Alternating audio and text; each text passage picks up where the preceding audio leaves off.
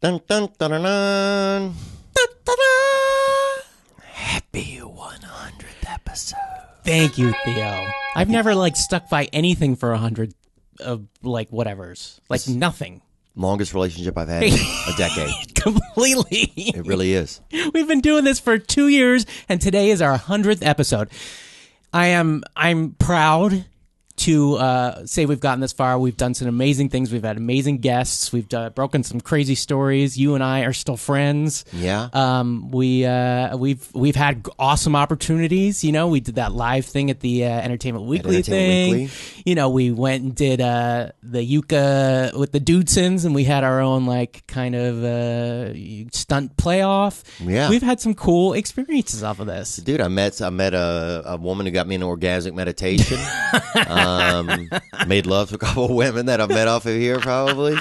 I've gotten some death threats from a couple of these people, too, but hey, you know, it is what it is. I found some good friends. Simon Rex and I are buddies. There you go. You go. We spend time together. I met some people and some interesting, Not only that, but we've met some cool fans, people who have really, support the podcast, support us. You know, it seems like people are either Team Theo or Team Matt. Yeah. Yeah, I mean...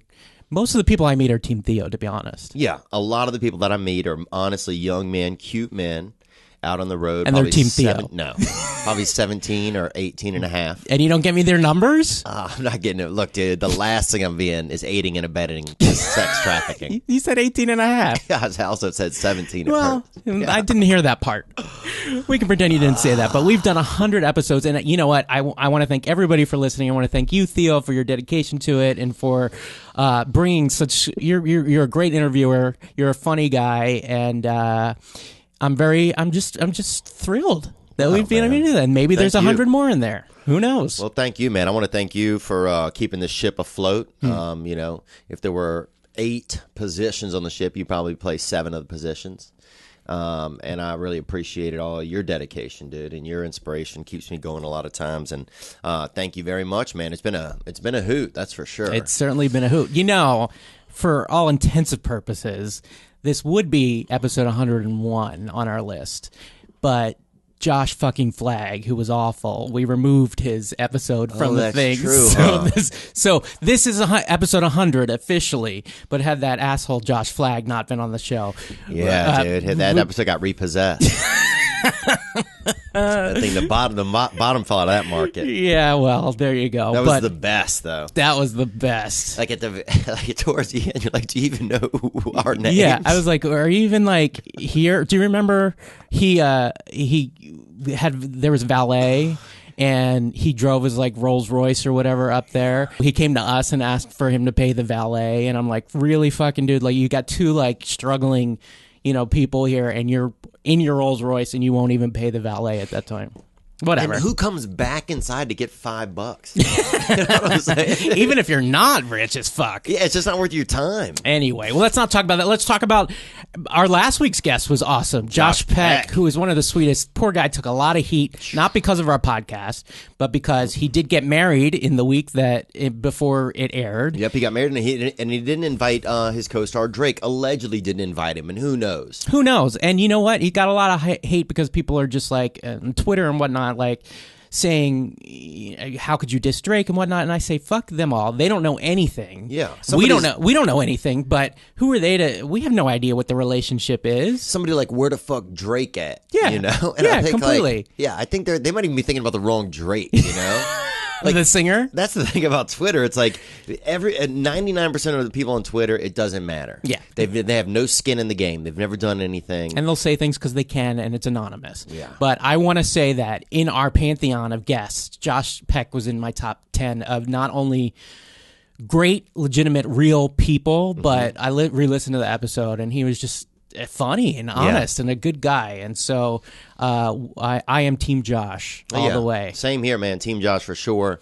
If you have one regret from the past 100 episodes. Ooh, really? Yeah. Oh, that's a good question. Do I have regrets? Yes, sure. There's a couple people that I regret having on, probably. There's a couple times I regret not asking certain questions. I'd say my biggest regret and I'm being dead honest right Yeah. now, is that I never wanted to get targeted as like a tabloid kind of show. You know, and we did get a lot of press, and we played that up and whatnot. But that's not what this show is about. To me, the show's about you and I, and we're having fun, and we're interviewing celebrities who can come in here and be comfortable, not just so they can trash people or whatnot. So I'd say my two biggest regrets are that we kind of embraced that, or even were seen that way at that point. You know, and that secondly, like we even had some certain people on who catered to that. You know what I mean? And it was kind of icky. Yeah, that's a fair regret, man. You know, and I appreciate you sharing that, dude. I think if I had to think back on my own, it would be that I wanted to make love to that dancer, that lady from Dancing with the Stars. Cheryl Burke. Yeah. I know you did.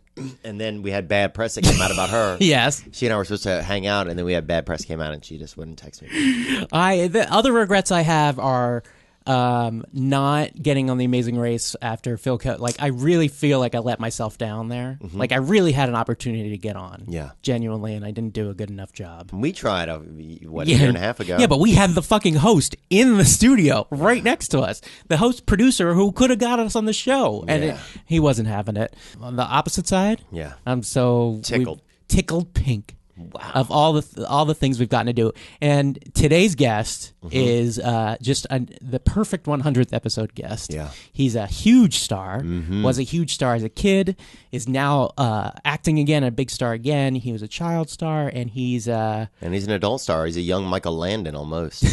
Oh, does that mean you want to fuck him? No. Oh, does that mean you want to, like, brush his hair? Yeah. Okay. I would do that. I'm not trying to fuck him. Sorry. We're talking about Haley Joel Osment, of course, who you know from The Sixth Sense, AI, Forrest Gump, Pay It Forward, Silicon Valley, Entourage, the new pilot Oasis on Amazon, you can Future check that out Man now. Coming up. Yeah.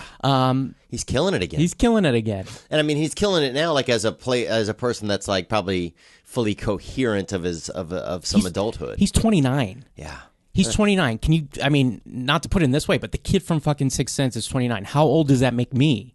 Or you? 60. You probably 60. Me probably about 28 or 27. Oh, fair enough. Well, we brought some Oreos here to celebrate our 100th episode. And you know what? Everybody, why don't you, if you want, tweet us at allegedlypod, at Theo Von, at Matt Weiss. Tell us what your favorite moment has been of the past 100 episodes. People ask me all the time, who is your favorite guest? Yeah. Do you have one? Yeah, I think my favorite guest might have been, I really liked Mina Suvari. I know we had her early on, but I really liked her. She was, a lot different. We had some different views and stuff, but I definitely really liked her. Man, it's hard to remember, honestly. Yeah, it is. For me, I distinctly remember on one side the guitarist from Korn who came in. Remember Brian Head Welch, who was completely out of the comfort zone of any of the type of guests we've had. Yeah. But it went somewhere really serious and really honest. He was real. And I really, really appreciated that. John Popper, Blues Traveler. That was pretty cool. We got harmonicas from that. And he was really interesting. I mean, could relate to him a lot. There's been, David Spade was hysterical. Dennis Quaid, which is one of my first ones of all time, the best ones of all time. Howie Mandel. Telling Spade that I thought that, whatchamacallit was a documentary. Joe Dirt. Yeah. That's one of your highlights? Yeah. He's like, really? Nobody thought that. I will have to say one of my highlights, and I don't remember if we kept it in the show or not, was when Howie Mandel called my mother. Yeah. And to talk about the girl that I lost my virginity, or no, the girl who I didn't lose my virginity to because I realized I was gay. Yeah. And how awkward it was with my mom on the phone. Remember that one? Yep, I remember. Some of our greatest hits. Good times. I remember when your folks came and watched an episode. Yeah, they were here when Kevin Pollak was there. Yeah, Kevin Pollak was really cool. They had a really great time with that. It was funny seeing them laugh. Well, let's get to it, man. Happy 100th. Let's keep it going. And thank you guys so much for all your love and support. You can check Matt out online at Matt Cole Weiss. Yes. Right? And that's on Twitter and Instagram. I think at Instagram it's at MactorLA. At Mactor, yep. Actor LA, and you can check me out at Theo Von, TheoVon, and I'm coming to do some comedy dates too, so you can check those out at theovon.com/tour. tour. And we also want to thank everybody who's been helped us along the way. All Things Comedy has been great for us. Audio Boom has been great for us. Ari Manis, our producer, has been wonderful. We've had a lot of help and some great support, and it's actually making me a little verklempt right now. Because we did this. I mean, we did it. Nobody's helping. Like, nobody gave this to us. Yeah. We built this, you know? We were featured on, like, The Talk and Entertainment Tonight and every magazine.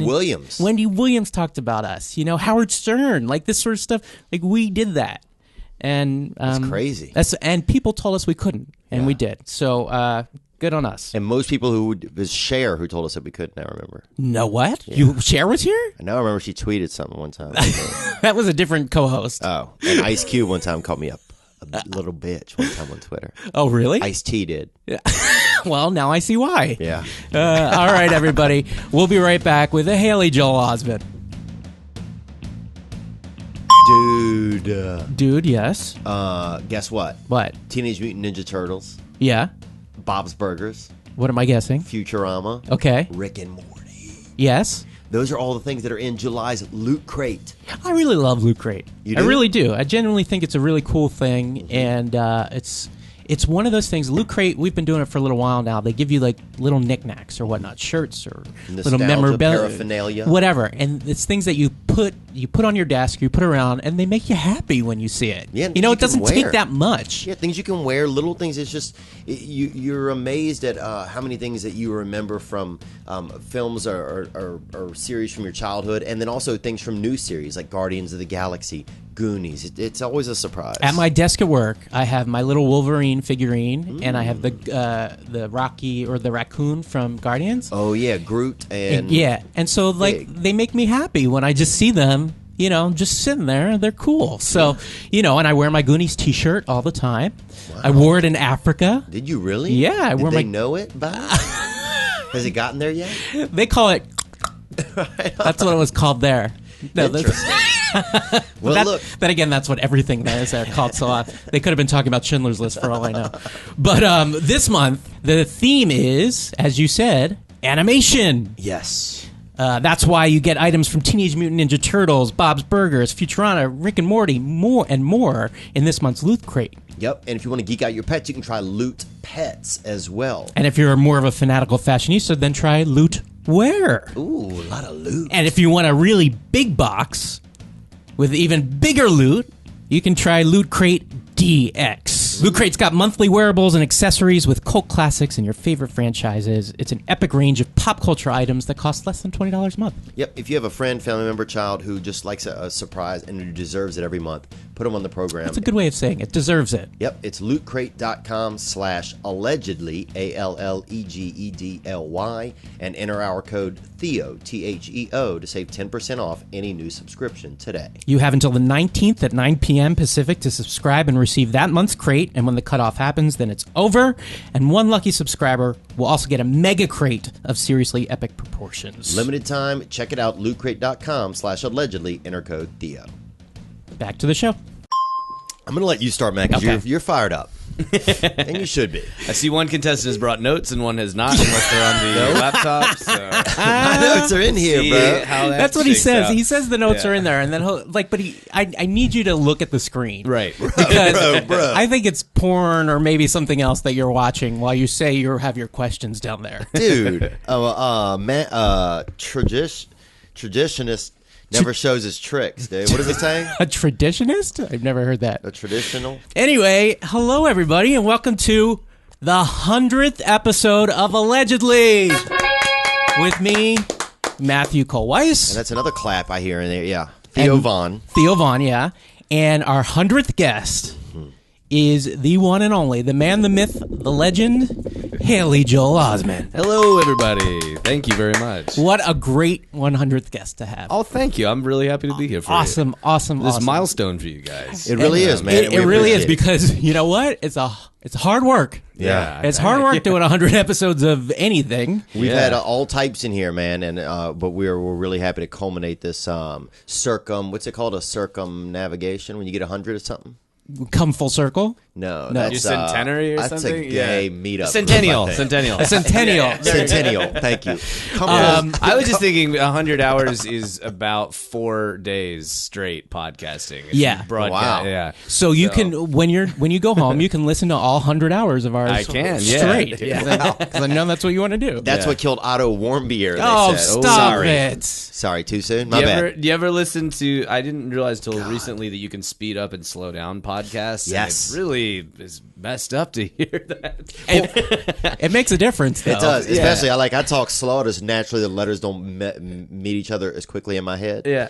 and And so I think you just people was a will perfect speed example. up. People will speed up on me and slow down on Matt. So yes, our 100th guest. Thank you for being here, Haley Joel Osment, star of films from years over 20 years now. Yeah. How 20 old is it? years. How old are you? My Haley? first film was Forrest Gump. That was 24 years ago. 24 years ago. And currently are you on the billboard that's right across the street for Silicon? Or you go? I am not. That's my bearded character. It did not appear on it because I Yeah, only show up about halfway through the season. But you play Keenan, It is a darn good Keenan billboard. Feldspar, which is Yeah. one of the coolest, most memorable names. Yeah, they come up with the perfect names for It's those perfect. characters. Yeah. Ehrlich Bachman, Russ Hanneman. And you can make the names into verbs. Yeah. You got Feldsparred or something yeah. like that. And that's why it's so good. Yeah. Do you get, because the sign can be a little bit I've seen some of the show. I'm not a regular watcher, right? But if you don't know the sign, you can always be like, well, is that? Because it's animated sort Yeah, of you're just drawing. yeah. it takes you a little bit to 4 of them could kind of be T.J. Miller a little bit. You know? We're bringing it old school for this 100th episode, and we're going to do our 3 rounds. And so first round is Theo and I each have 3 minutes to tell a story, but as opposed to telling news stories, we've decided that we're allowed to dive into our catalog and tell one of the stories that we've most enjoyed or liked the best over these past 100 episodes. Excellent. A lot of Excellent. hot. So I'm glad I get the greatest hits. Great. yeah, you're getting the greatest hits. Yeah, you're getting the greatest hits. Theo, do you want to go first? Yeah, I'll go first. Okay, hold on. Let me get out my clock and begin. Mr. Joel Osment. Why you don't have to kiss up to him just yet. Just tell your goddamn story. You have 3 Not minutes. Kissing. I'm trying to stay out of my story. All right, go ahead. Well, now you have 2 minutes and 50 Yeah, seconds. you see that? That's North Korea. That's how North Korea works. Stop right it. there. Okay, go. Free auto, dude. 2 minutes, All right, 45 sorry. seconds. So I was walking into an audition here in Los Angeles probably about 3 years ago, right? And it was over on the Warner Brothers lot, I believe Fox lot off Pico. And I get all my lots mixed up. And I am walking up to this building, and I see this man in the distance, this. And at first I thought it was a woman, hot chick, and I'm like, man, look at it just looked like it almost looked like just stunning, like too stunning, almost like doves were carrying her hair, each was carrying separate chunks of her hair in its mouth and kind of just, humming right along and next to her head kind of. And she gets a little bit closer and I'm like, it's Brad Pitt, right? It's Brad Pitt. It's the only Brad Pitt that God made so far. That we've found. I know there's been other Brad Pitts reported in the woods and stuff in different, in rural areas and whatever, and in Brazil. But so I get close to this door, and it's just me and him, walking towards this door. And I'm thinking, okay, what do you do when you meet Brad Pitt? Because they don't teach us that. When you're a child, they teach you, if you're on fire, roll around on the ground, They teach you I before E, except after C, Or when sounding okay. Or what is it, end part? Or when sounding like A as in neighbor or way. Correct. Yeah, so they teach you that, That was right? the first 10 points of the game. Yes. Oh, this is my story. Score. Stay out of my story, you vulture. So then what happened was the door's right there. One of us has to get the door. It's just that moment where both of you are heading towards the door at the same time, and it's me and just Brad Pitt, right? And who else meets just Brad Pitt just by himself? No handlers, no gunmen, That's true. No archaeologists or whoever travels around with Brad Pitt in case he loses a bone and they pick it up, So I reach for this door and I'm just pulling on the door and it's locked. Sometimes the door is locked, one of the sides.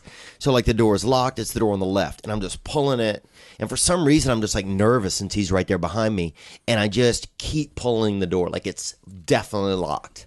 Like after twice, you know it's locked, right? And I'm on like time 7, right? And Brad Pitt is just standing right behind me, watching some guy like nervously pulling a locked door. And I mean, I'm pulling on this thing like it's gonna start up, and I'm gonna mow the yard with it, right? Like I am. And he goes, "You got it." He's like, "You got it?" And that's when like I kind of whip around and I say, "I got it, man." And that's when I go for the other door, and I'm thinking if I open the door and just walk in the building and he comes in after me, I never see Brad Pitt again. Maybe I don't know what it's like after here. They might set up a net for me and take me out of existence, and it might just be him. But instead, I open the door. As I do, I turn my back against the door, and I'm just looking him right in the eyes. And I said, "I got it, man. I used to work at a door store." That's what I told him. And then he just went, "Ha ha." Like he said laughed. Yeah. You know?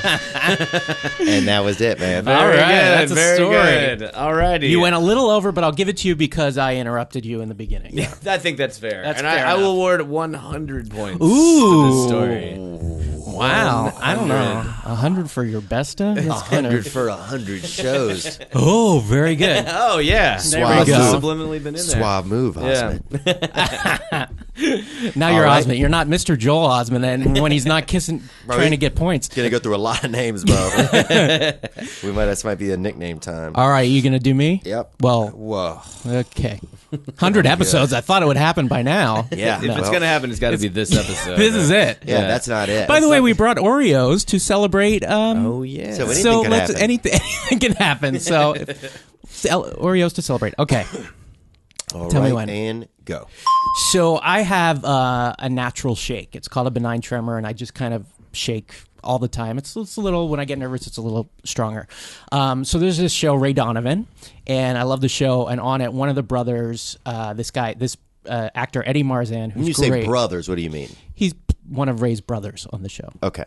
And on the show, he has Parkinson's disease. I got to meet him at an event, and I said, "Hey, can I get a picture?" And he said, "Sure." And I went to take the picture, and my hand was really shaking pretty hard because I was nervous. Like and Bernie Sanders' hand. It was kinda. bad. Yeah, it was bad. And he's like, "Oh, I'll get that for you." And he took the picture. It was very nice. And then he goes, "Do you?" And I was like, he's like health-wise, do you have? And I was like, HIV? no. I was like, My bad. What was I it? didn't think Parkinson's. I was like thinking of my shake, so I was yeah. like, yeah, I've had it for a couple years. And he goes, "Oh, I am so sorry. He's like, I've been, studying this for the character and whatnot. And I was like, does he think I have Parkinson's disease right now? Yeah. And so I was like, I got to get out of here. Right. So I was like, nice to meet you. I'll see you later. So about a month goes by and we're in another event. I'm in another event with my brother and he's there and he's on the other side. And I said, "Cody, we're not going over to that side because that guy thinks I have Parkinson's disease." Because I have to have Parkinson's on that side of the room. And Cody says, "You're insane. Like that nobody's going to remember that or whatnot." And I was like, "All right, but we're not going over there." So we stay on our side. As he's leaving, he walks by and he goes, "You," and I was like, "Oh, hi," and he goes, "Oh, how are you doing?" I'm like, "I'm doing good." And his wife is with there, and he said, "What's your name again?" I said, "Matt." And he said, "Honey, this is Matt. He has Parkinson's disease." And I was like, at that point where I didn't know what to do. Yeah. And I'll tell you what you do here. You tell the truth. But go on. I was in I was like, What, a hurry? You I have don't know. Parkinson's, bro. This was like so far Slow down the it down. rabbit hole that I was like, yup. And she goes, "Oh, how are you doing?" And I remember I had a drink in my hand and I was like, "I'm okay right now." Like it was awful. And then It's a pretty good save. he goes, "Well, I just, can I get a picture with you?" And I was like, "A picture with me?" And he's like, "Yeah, I want to put it up on social media. Oh. And you're the reason like I do this sort of my job." God. And I go, "Oh, I'm very protective of my disease and I don't like people like being out there, so I prefer if you don't put it on social media." He's like, "Oh, I totally gotcha." And then my brother was there with me and this was my out. And I was like, "Oh, by the way, this is my brother, Cody." And I'm like, "Cody, like, take it away." And he goes, "Hey, I'm Cody. Nice to meet you. I gotta go to the bathroom." And he walks away, and it's just me. And then, Oh, boy. And it was just very, very awkward and uncomfortable. And this poor guy thinks I have Parkinson's, and I this feel day. hard to this day. Until he Me and my listens to this disease. episode. And, wow. I feel horrible, but it was, whatever. All right, 3 minutes.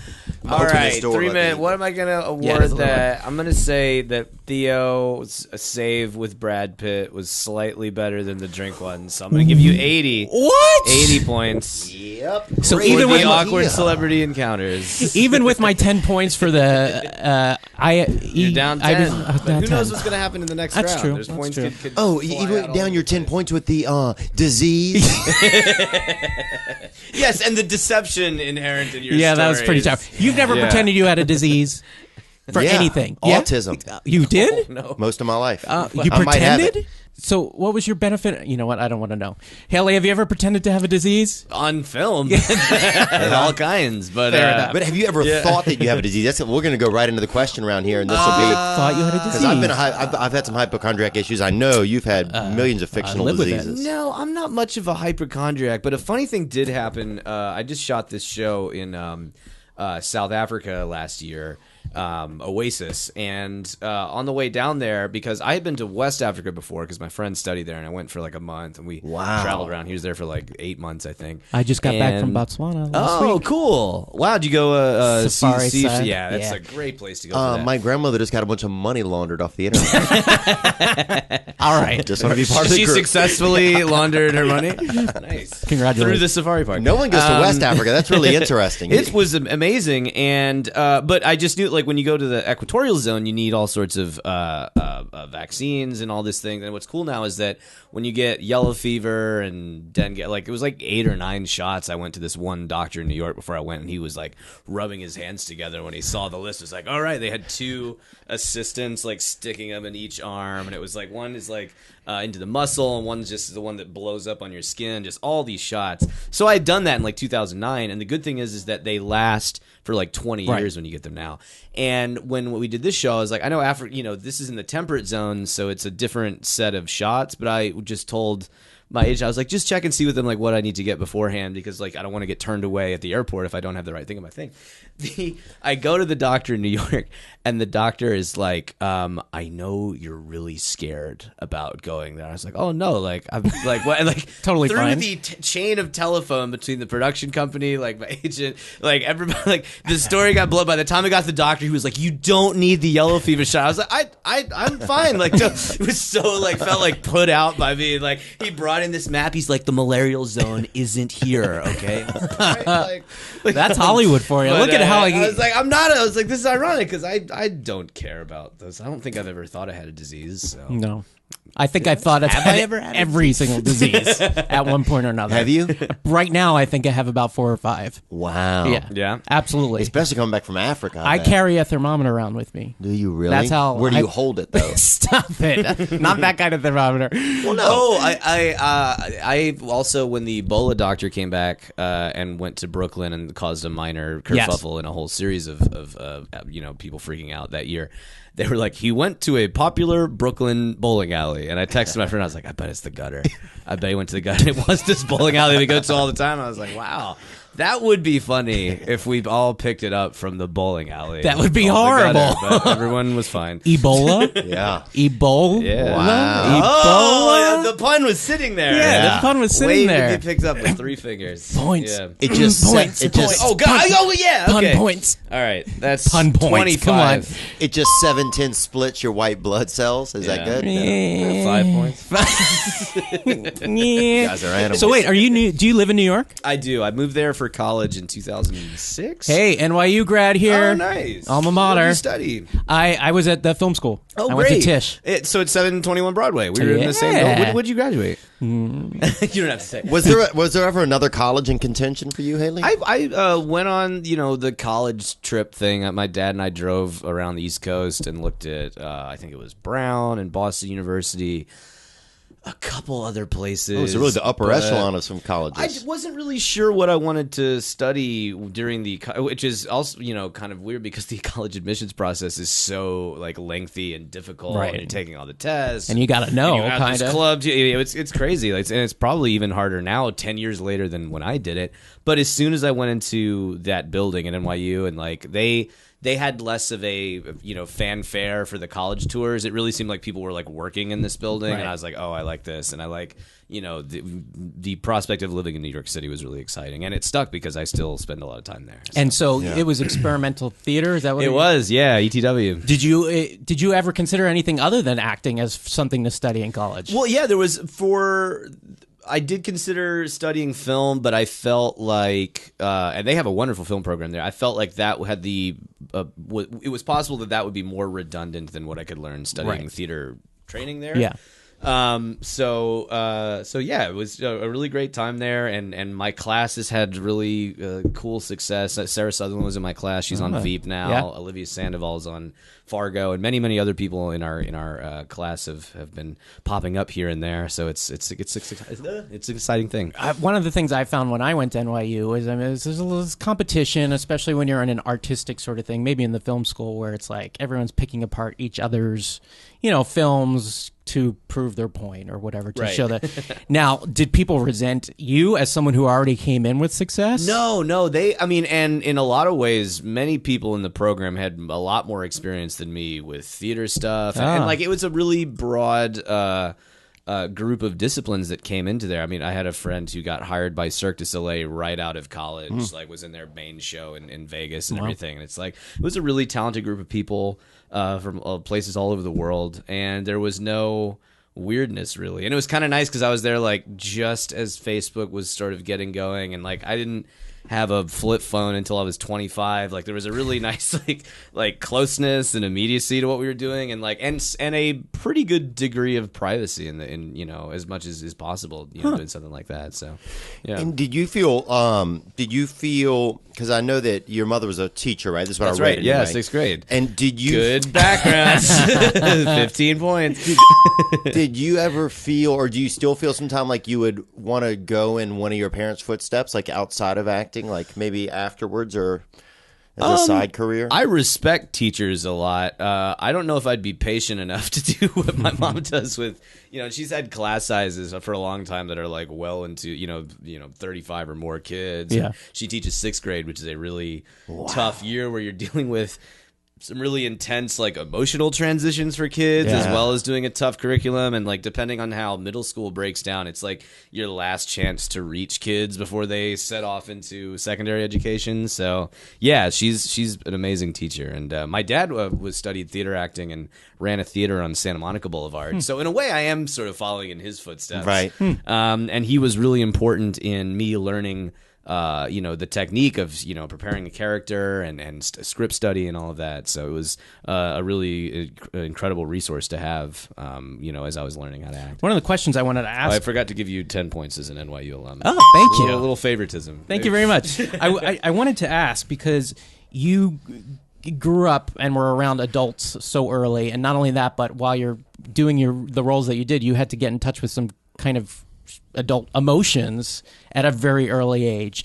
Did that screw you up at all, or did that affect your development as a person? Like you really had to get in touch with emotions early. Sure, it really stuff that I'm not even in touch with to this day. Yeah, it definitely does require. I mean, acting at any age does require you to be at least in pretty good touch with your emotions. But I don't think any of the films that I did overexposed me to dark things, because like The Sixth Sense had a lot of death and some violence in it, but that was stuff that I think I was 10 when I did that. Like you're already sort of experiencing that, and even though my parents were hesitant to let me watch a lot of R-rated movies that I really wanted to watch at that age, like just living in our culture, like you do see a lot of violence and you are exposed to dark things just by osmosis, I think. And it's interesting because like a lot of the times like video games and things are vilified, and it's like, well, a lot of people are exposed to that, and like it doesn't seem to be correlated at all. Right. So that's very true. Yeah. Do you find that when you look back on just being like a young entertainer getting into the business early, do you think that obviously there's talent involved there, for child actors. Do you think that there was one, like a special element when you look back, just seeing yourself then, that you're like, oh, I see why, something that made me so castable? I think it was, I got as lucky as I did to work on those sort of projects. I think the biggest element was just I had this great preparation from my dad, who would not just be learning lines and stuff, but he was talking with me early, and also my mom, who got me and my sister reading very early into understanding the story and the themes of things. And I remember auditioning for The Sixth Sense, and something really smart that he told me is, he's like, this movie is technically a horror film, but it's not about the fear of ghosts or anything. It's more about people being afraid that they can't communicate. And now, so you are on Silicon Valley right now, That's right, playing yeah. Keenan Feldspar, which the stuff that you are known for when you were younger, AI and Sixth Sense or Pay It Forward, which I love, things like that. They're a little more serious and whatnot. Now, Silicon Valley is hysterical. Yeah. And you're playing it. I know you did it in Entourage too. It's kind of funny. You're like comedic actor now. And was that something conscious that you were like, all right, I want to break into this sort of stuff now? It kind of gradually happened, and I think it's mainly due to the fact that this is a great time for comedy, and to be a part of something like The Spoils of Babylon, with all those great comedy elements in there, and then Comedy Bang Bang, and sort of. I never did any improv training or any stuff like that, but that has become so influential all over the place. I mean, you see it with Thomas and Zach and TJ and Kumail are great stand-ups and all of that. And it was sort of backwards for me, because I sort of got to know about all that stuff by working with these people. People also don't necessarily recognize you. That, especially with the I've beard ruined one. it now. The beard worked for a while, but now with 3 or 4 things Was in a that row conscious? with it, I just like to do it on a whim. I was surprised that I could do it when I got into my 20s and it happened, but it seemed appropriate for Entourage. Then I grew it out for Oasis, where I play a weed farmer in the future, and that seemed appropriate. And then I thought Mike Judge would want me to shave it for Keenan, and he saw me at the table where he was like, "Oh, this is kind of perfect." And so it's the one where it's most difficult now is Future Man, because we're in different. I can't give up too much about that show, but it's a very complicated show. It's where people's looks change. So I want one more on. Okay. I want to ask on Silicon Valley is they call you the adorable wombat. That was one of the that's what TJ Miller said. Yeah. But they also there's a lot of jokes about weight and stuff like that. Does that shit bother you? Oh or no! did you the character description when I read it in the fall was a slovenly tech guy, and I was like, oh, this is great. This could be a fun holiday season. So you got to eat all that, and then finding a wardrobe that was flip flops. Although I can't talk too much about that because I am wearing some right now. This is California, and it's really hot today. And just Hawaiian shirts, and just wearing that giant white ski suit basically in the scene where we're spraying champagne around. Yeah, it's fun to play a sloppy character sometimes. So when you saw that, you can be is there something you what's your food of choice that you'd love to could splurge on? Oh God, I love in New York you have so many great options. So it's hard to choose anything it's just I live in the Village, so there's a lot of restaurants around there that are really good fun, and going out to the Batali places and everything, especially in the fancy stuff. I see. Not Olive Garden.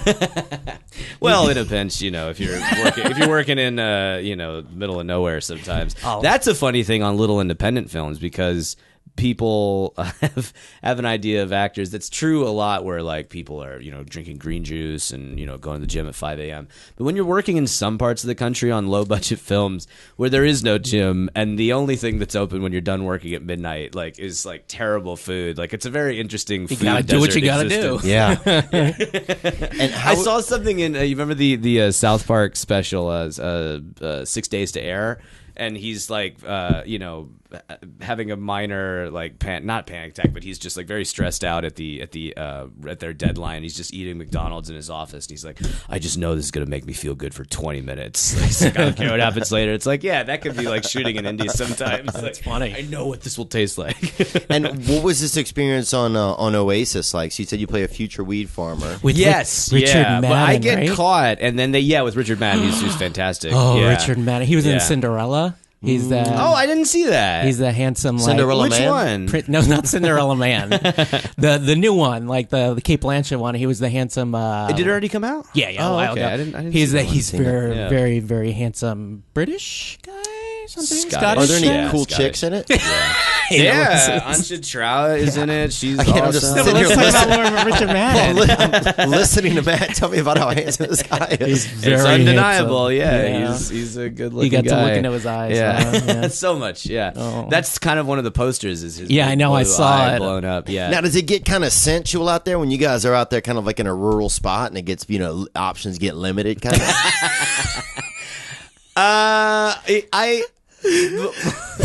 I think it can, and I've heard of it doing that. Yeah. And I've seen it sometimes. But on a lot of shows, this another consideration is you have a team of people working on one thing, and it's like if you introduce that element into a relationship, like it can really sort of spiral out of control. Yeah, that's very true. Yeah, that aspect of this is really difficult, and like I have many times been like, oh, it'd be great to date someone who like isn't in the business or an actress or something.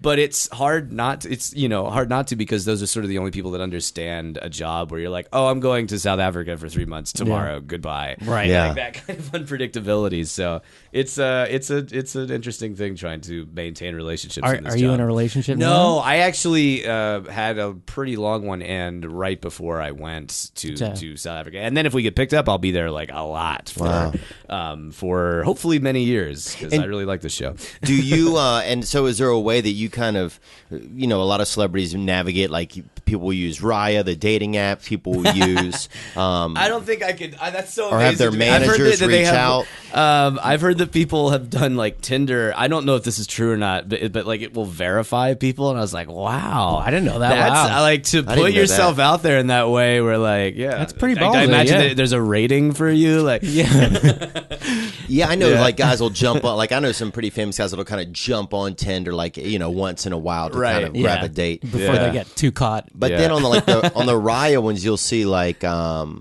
pretty some pretty serious celebrities, whatever that word means. But you'll see Right. some pretty serious celebrities and stuff on there. yeah, wow. Regularly. See, the thing, and here one of my good friends is Bruce Valanche, who told me he met you back at the Oscars. Oh, back that's in the right. He was day. writing there. Yeah. And he had wonderful things to say about you then. And, people I know through the years, I've only heard good things about you, which is not always something that you hear about. People especially grow up in the business. And so, A, you seem like a really good guy, but B, was it difficult for you to maintain that? No, I mean, I give my parents all the credit, because it can be a really tough and a tough industry, and then one that can encourage like bad behavior Yeah. and like even now at your age, I kind of mean, that stuff. that Oh yeah, still it's always, exists. always Yeah. a threat. It's always, yeah. But I just credit them for really focusing me on school. Like I wanted to go to college anyway, but my mom being a teacher, it was like never a question whether I would Right. finish all my education. And I'm glad I did, because that filters into the second part of this, where it's like I got lucky with making great friends in high school and having a lot of friends that aren't in the industry. And that have a really diverse range of interest and jobs. And then moving to New York City, and that was meeting more people that are involved in this and are becoming increasingly involved in this, as a lot of them move out here to Los Angeles. Of course. But it's just like I have a really good community of people, so it keeps you from being too susceptible to both the positive and negative Right. things that Right. come out of this. And I didn't get on social media until recently, and I'm still not someone who like digs into it and looks at their mentions and everything. It's mostly because I want to help promote the shows that I'm on. But I do feel not affected too much by that, because when you have a good community of people behind you, that's a great thing to rely on. And you also don't seem to me like someone who's out there who wants to go live the Hollywood life, Right. so to speak. you I don't almost see you at club. I don't hear Yeah. about seeing you at clubs or Yeah, I mean, you hooking could- up with Paris Hilton or whatever that stuff.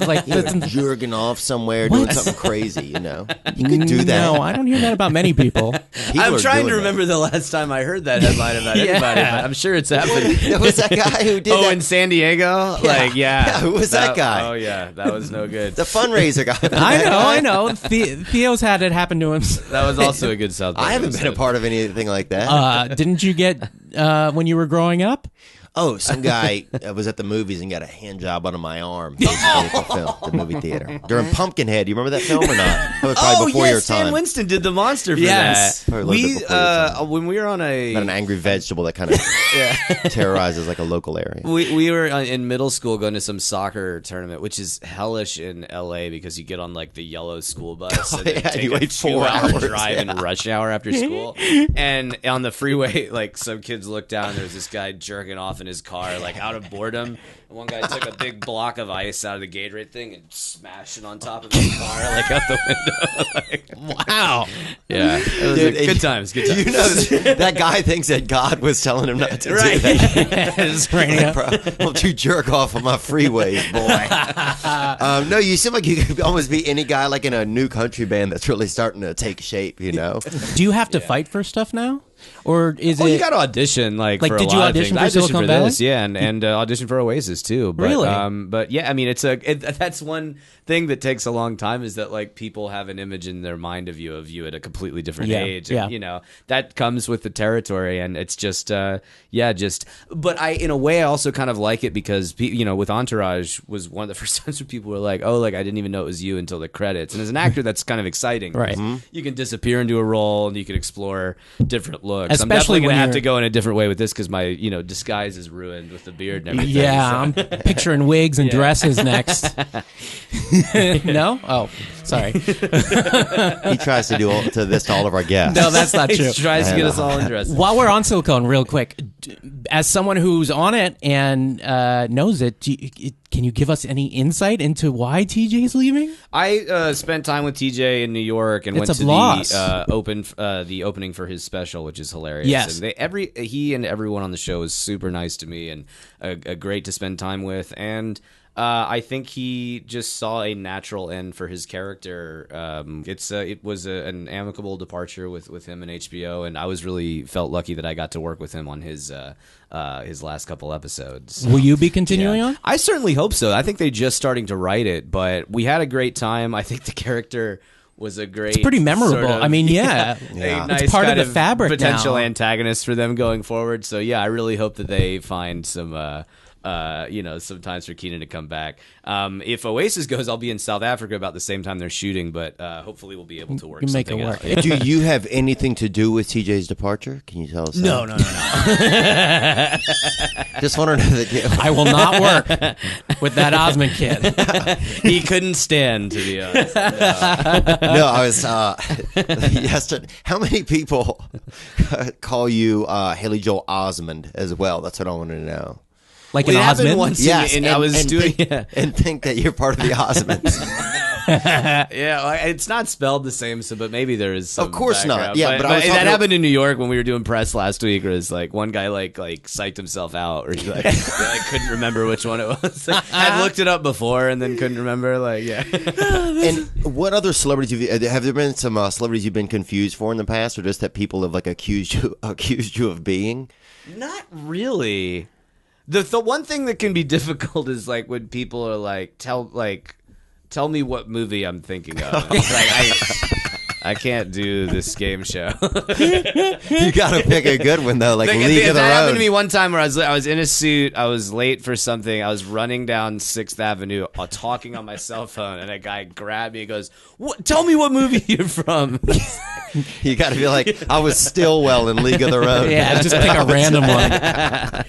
That's a good movie. It's not bad. It is a great movie. One of my favorites. And how that movie didn't get more credit. We saw Gina Davis at a party, and she was kind of nonchalant. No, that towards movie us. has a lot of credit. It's a big, very popular movie. I think they should re-release it. Is Madonna in that movie too? Rosie Yeah. O'Donnell. Who yeah. was? Everybody Lori was in Petty, that John movie. Yeah. Lovitz, Tom Hanks. Actually, going back, do you want so? How old are you now? 29. 29. Yeah. So you're about to be 30, coming up. Do you want to settle down? Do you want to have kids? Like the fact that even for me to think that you're certainly of the age where you could have kids. Doesn't that kind of blow your mind? I think for people in our generation, like there's already a natural kind of like pushing a bit into older age Yes. before feeling at least the pressure. That's one nice thing is that especially it's unfair on like women who like had this pressure to be like you're getting into your 30s. Right. Like that is lessening, luckily, and for everybody, it's kind of like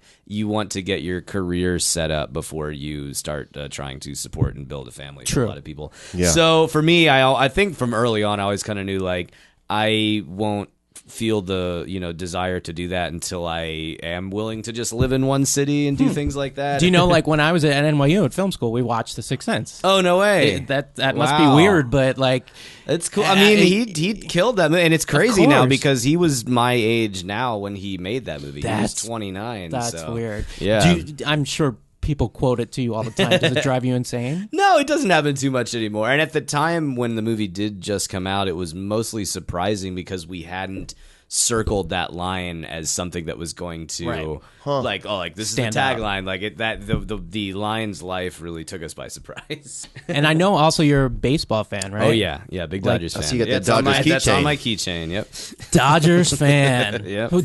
Is that something that you just was part of your family growing up? Or My dad did take us to games, and I always liked the Dodgers growing up. It went into turbo drive first when I lived with my really good friend from high school, who has always been a really intense baseball fan and stats and the collectibles and all this stuff. And when we lived together in college for 3 years, like I got more Dodgers than normal and would like watch more games. That's so funny because also you don't think of NYU as being people at NYU watching sports. Well, it was a rare thing in the theater. The NYU theater school. I think their team was called the Violets. And the Bobcats. And there's no football team, so it was a very different sort of experience. So you were the guy watching sports at NYU. Yeah, right? so he really got me into that. And then like 6 or 7 years ago, we started doing this tradition where a bunch of us from high school go to spring training at Camelback and like get a house and see games. And in the lead up to it, we do an advent calendar where everybody writes like an entry every night so that you get like really pumped up for it. And being away from LA so much now, when I am like right now, I'm in LA and I might be leaving in July for a really long time. It encourages me to go see a lot of games. Yeah. So it's just kind of building and building and building, and it's been a lot of fun. When you and where can we check out Oasis? So Oasis, yeah, That's on Amazon right now. You don't need Prime to get it. Okay. And yeah, I love the pilot. Future Man too. Future Man is going to be so funny. With I was Josh Hutcherson? Yes, Josh Hutcherson. Oh, wow. He is the Future Man. Eliza Coupe and Derek Wilson and Ed Begley Jr. and Glenn Headley, who very tragically passed away last week. So everybody's been dealing with that. But I was just at the table read for our penultimate episode yesterday, and just they have such hilarious story ideas, and it's going to be a really terrible emptiness because she's not on the show anymore. But she did finish 5 episodes and is very, very funny in it, and we're all lucky that we got to work with her for that short amount of she time. was a very sweet woman. Oh too. yeah. And so had such an amazing career too. All those various roles. I loved her in The Night Of, and Yeah, she was great in that. yeah. Do you know Glenn Headley? Yeah. I miss Dirty her. Rotten Fuck, I miss her. Scoundrels. and Yeah. You know who I miss is Michael Landon. yeah, 100%. Did you ever work with Michael Landon? I did not. No. What about Victor French by chance? I didn't work with Victor French. So.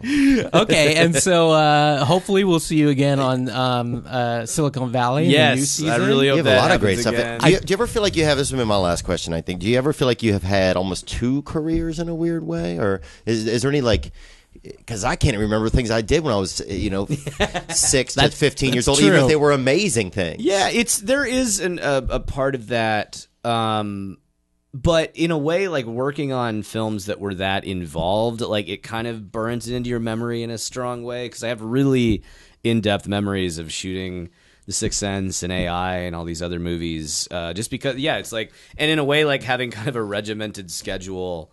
We did Secondhand Lions. It was like 65 days at the same ranch, and like you really kind of Love that movie. I've always liked my dad told me to tell you he loved that movie. that's so great to hear. It's a really fun one, and working with Kane and Duvall was really very cool. really special. Forrest Gump is one of my favorites and one of the world's favorite movies of all time. When I say that, is there a specific memory that jumps out at you from that? Yeah, and part of that is because I have a nice little memento from this moment. The scene on the bus bench before I get picked up at the very end, and the feather flies away out of the book.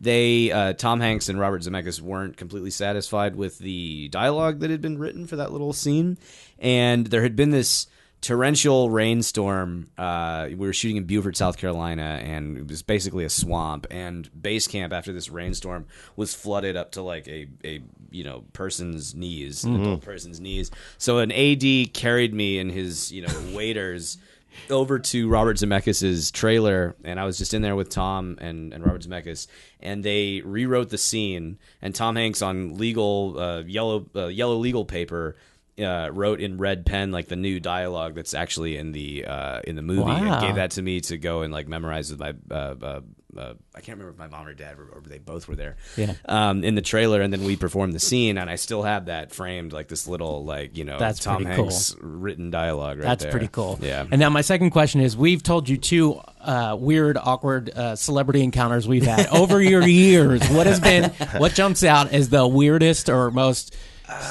strangest celebrity encounter you've had? Well, there's one where I think the most awkward, it wasn't punishingly awkward, but it was a little awkward, is when you're trying to not be, you're trying not to get in someone's way, you're trying to hug the wall and not take up someone's time. And a friend of mine who was friends with some folks in the larger group of people at this concert. I went to Ringo Starr's birthday concert at Radio City Music Hall. Paul McCartney surprised him on stage. They played Birthday together. It was really cool. And after the show, we had passes to go backstage. So we went down the little labyrinth of hallways, and we turned the corner, and it's Ringo, Paul, Yoko, and Jeff Lynne, and nobody else. Whoa. And we were like, whoops. Sorry. Turned around and this isn't our after party. And walked down the hall, and we're trying to figure out where to go. And we're in the larger group of people backstage. And Paul McCartney walked out and came out and talked to us for a while. Saw us go whoa. And had a really nice conversation with him. And then we were like, okay, we gotta get out of here. We've had our, nice encounter. But the party afterwards was we had to walk underground to get to an elevator, go up to the top of the rock where the after party was. And so the Beatles went Hard Day's Night, and we were lagging behind, all right, we'll let them get on the elevator and then we'll make our way there. And every time we would wait, we'd go to the corner and the whole group is waiting, are you guys coming on the elevator? We're oh shit, okay, sorry, we were just trying to get out of your way. And the last elevator, an usher, we were you guys go up, it's fine. They're no, come on, get on the elevator. The usher pushes my friend into the elevator and pushes me behind her, and basically crams me into Paul McCartney's armpit in this elevator. And I was hey, how's it going, man? Sorry. This is what happens when you try and stay out of people's way. Do you remember a distinctive smell, though? I was at the time, I was it's probably creepy if I do try and remember his smell. So you got to take a hit.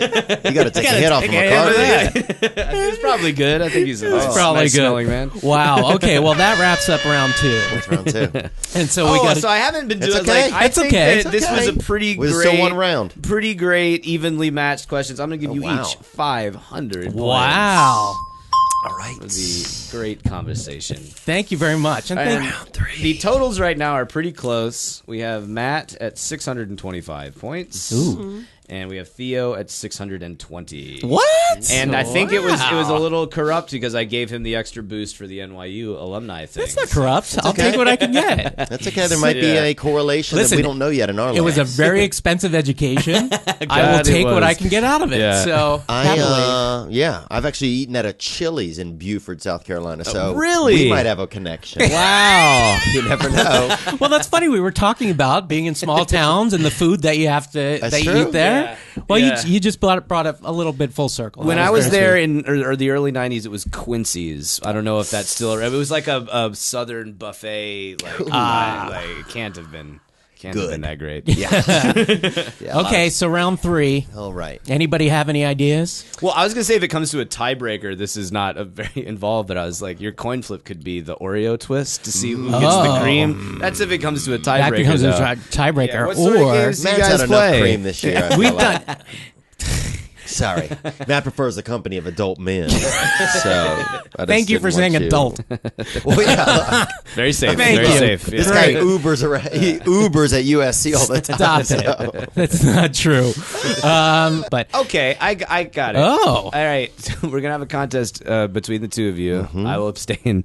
Who has the best impression of a character from A League of Their Own? oh, And we will twist an Oreo to see who has to go first. okay. Ooh, I think the Haley just wants to crack into it. I thought of it as soon as I saw him, and I was like, "All right, I will close my eyes. I will first flip the Oreo, so it's fair, Wow, that was a full on. Yeah, and you will be Matt's first. going first. And then I will That's eat yours. the Oreo. There you go. Yeah. They're good. Okay, hold on. There's so many. I'm having trouble thinking. Me too. I'm trying to think of one. Okay. Okay. I'm going to do 2 parts, okay? So my first invitation is be like, well, what if in the middle of the game my bosom just happens to pop out and everybody's looking at me? What am I supposed to do there? You know who that was? Who ain't seen your bosom? Yeah, that's the next line. Yeah. Rosie O'Donnell says, "You think there are people out there who ain't seen your That was a bosoms?" good Rosie. Wow. I think we have a winner. Let me do part 2. Let me do part 2. Yeah, Okay, you part did seem two. to have a part 2. We are the members of the All-American League. We come from cities near and far. We've got Canadians, woo, Irish ones and Swedes. We're one for all. We're all for one. We're all American. Each one stands their head so proudly high. Their motto, do or die. I mean, I went into second verse there. You knew did. a lot of words from that. Yeah. God, I'm tempted to give you both a 1,000 points. The timing of your impression really Yes, got me, the- but the completeness of your impression really got me. So Since you did, yeah. Theo, if you can, because since your impression was just kind of was you a can tack line, continue you to can do if it, you yeah. have something else you want to do. Yeah. I'll do mine, right? Okay. All right. Like a virgin, Oh God! touch the father very first time. Wait. Like a virgin in your heartbeat, next to mine. Okay, first of all, I don't remember that from the movie. Madonna. I wish that they had found a way to fit that in And- and anachronistically. And I Madonna. like how you. I know, but I also like how you added like a Latin flair to it for some reason. That's Filipino. Actually. Okay. Manila. That was recorded in Manila. Okay, so I don't think that helped you at all. It was not. And Does Matt- not qualify. Not from the movie. So Matt with 1,625 points. Yes! is the 100th episode winner. That is. Congratulations. Like a Thank you very much. Well played, Theo. Yeah, I do think you In should have your stayed with your Rosie heartbeat. impression. I did like that one. Still out. Haley, we can't thank you enough, Dude, man. we can't thank you enough. Really nice talking What a to you perfect guys. 100th Congrats on guest. 100 episodes. Congrats Yeah. on all your exciting career stuff that's It's happening. awesome to We're see exciting someone support. who has worked for it and who is a nice guy. I want to say get a break, even though you did. but, like, I will. This get year, a break yeah, again, yeah. you know, and start all the Oh, I success. thought you meant a that you had. vacation. I was like, but Well, thank you, though. I appreciate. I'm saying that, you're yeah. like getting us, Yeah. you know, like this seeing you and all this stuff now again. It's Yeah, it's awesome nice to see that hard work see. pays off in this town, no matter what Yeah. is happening. in your Perseverance career, and you know? endurance and I really appreciate it. commitment Inspiring. to what it is about. Is there any other thing that you would love to be a part of right now? Oh well, yeah, Game of Thrones. I was like, my agent and manager. I was like, you know, if they have anything, but I was aware that I think they've hired a total of 2 Americans in the thousands of people on that show. I think they've had Pedro Pascal and Peter Dinklage. I'm not sure of any other Americans. Well, It's a long shot, so I'll just remain in the fandom one of that. I will tell you that I got my invite to the new premiere. Nice. Which When is is next that? month, July 12th. Yeah, I cannot wait for that show too. So if you want to come come out. with me, you can go. certainly come with me. And if you want to borrow a costume, actually, I don't have any Matt probably costumes. has a nice costume. That's you can not true. audition there. You can Only audition. uniforms. I don't have any of the Game of Thrones. Anyway, We could raid the party, literally show up on a ship. one of the small side story is I was at an event once. I'm not a huge Game of Thrones fan. I don't know it very well. I was sitting at a table because I don't do great at Hollywood events. I just don't feel like I fit in. So I end up talking to like the moms and dads. Yeah. My brother and I are talking to this older couple. Very sweet, talking forever. Cody had like a Philadelphia thing on. They were asking about it, and we were talking, blah, blah, blah. Turns out it was, what's the name of the author?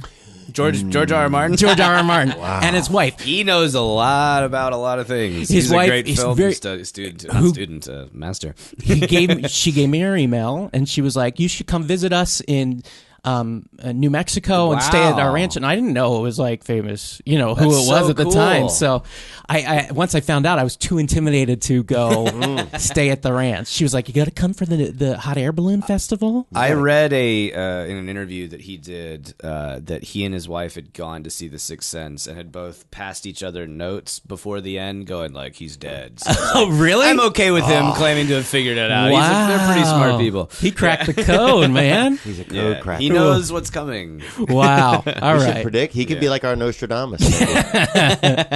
All right, Haley. Thank you very much, everybody. Thanks for listening to 100 episodes, or more likely, like a couple every now and then. But thank you, everybody, for your support, and we love our fans, and we do this for you guys. So muchas gracias, and thank you. Here's to another 100 more. Maybe a million. Maybe. All right. Bye, everybody. Bye.